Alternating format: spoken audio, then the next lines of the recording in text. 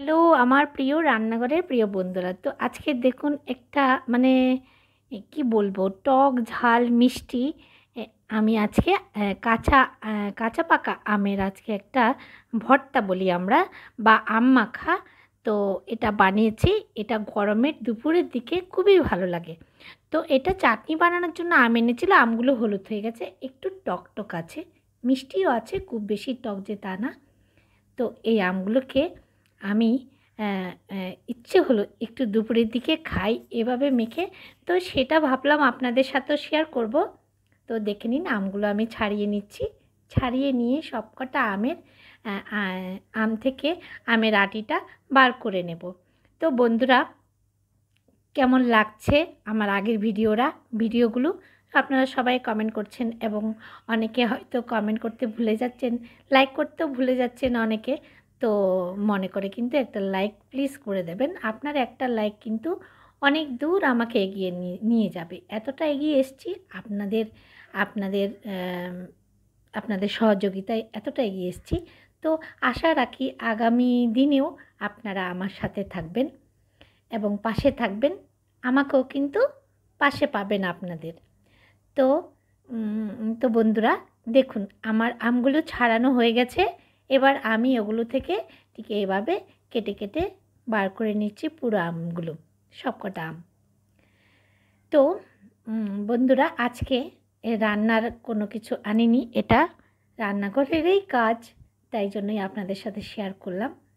তো এভাবে কেটে কেটে সবকটা আম আমি নিয়ে নিচ্ছি। তো আমার তো জিভে জল চলে আসছিল যখন বানাতে যাচ্ছিলাম। আপনাদের কি অবস্থা হচ্ছে সেটা কিন্তু জানাবেন। এর মধ্যে আমি কিন্তু স্বাদ মতো নুন দিয়ে দিলাম, দেখুন পুরোটা কাটা হয়ে গেছে।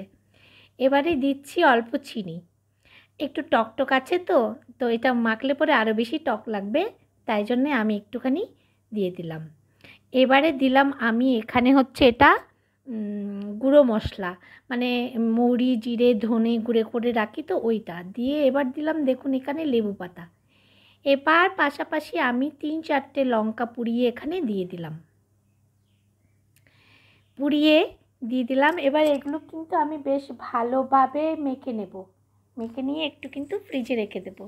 ফ্রিজে রাখলে একটু ঠান্ডা ঠান্ডা খেতে, মানে দুপুর বলতে কোন টাইমটা, 3টে 3:30-র দিকে 4টের দিকে কিন্তু এই জিনিসটা খেতে খুবই ভালো লাগে। আমরা তো খুব তাড়াতাড়ি খাওয়া দাওয়া করি। তো আমাদের কি হয়, ওই 3টে 3:30 নাগাদ যখন একটু বিশ্রাম করে উঠি না, তখন মনে হয় কিছু একটু মানে টক জাতীয় কিছু একটু খাই, বিশেষ করে এই গরমের দিনে।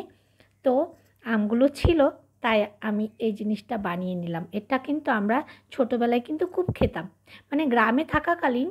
এই মানে গ্রামের বাড়ির আমগুলো, কিছু কিছু আম কিন্তু একটু টক থাকে, সে আম দিয়ে কিন্তু এই সবগুলো আমরা দুপুরের দিকে না ঘুমিয়ে এগুলো বানিয়ে বানিয়ে খেতাম। তো আজকে তাই মনে পড়লো যে এরকম টক মিষ্টি আম যখন হয়েছে, তখন আমি এটা একটু বানিয়ে নিই, গরমের সময় খেতে ভালো লাগবে। তো বন্ধুরা, আপনাদের কেমন লাগলো কিন্তু এই আম মাখাটা বা আম ভর্তাটা কেমন লাগলো কিন্তু আমাকে অবশ্যই কমেন্ট করে জানাবেন।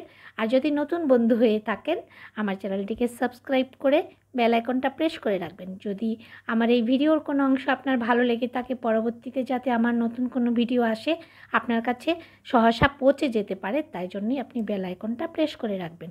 তো এবার তো আমি পরিবেশন করার জন্য নিয়ে নিচ্ছি বাটিতে। তো আমরা এবারে খেয়ে নেব। আপনারা কিন্তু বাড়িতে যদি থেকে থাকে তাহলে অবশ্যই এখনই তৈরি করে নিতে পারবেন। তো এটা এখানে যা জিনিস ব্যবহার করছি সব জিনিসই কিন্তু বাড়িতে থাকে। বাড়ির সব উপকরণ দিয়ে কিন্তু আমি এটা বানিয়েছি। তো কেমন লাগলো আমার ভিডিওটি অবশ্যই জানাবেন, আর সাথে থাকবেন। সাথে থাকার জন্য অসংখ্য ধন্যবাদ আপনাদেরকে।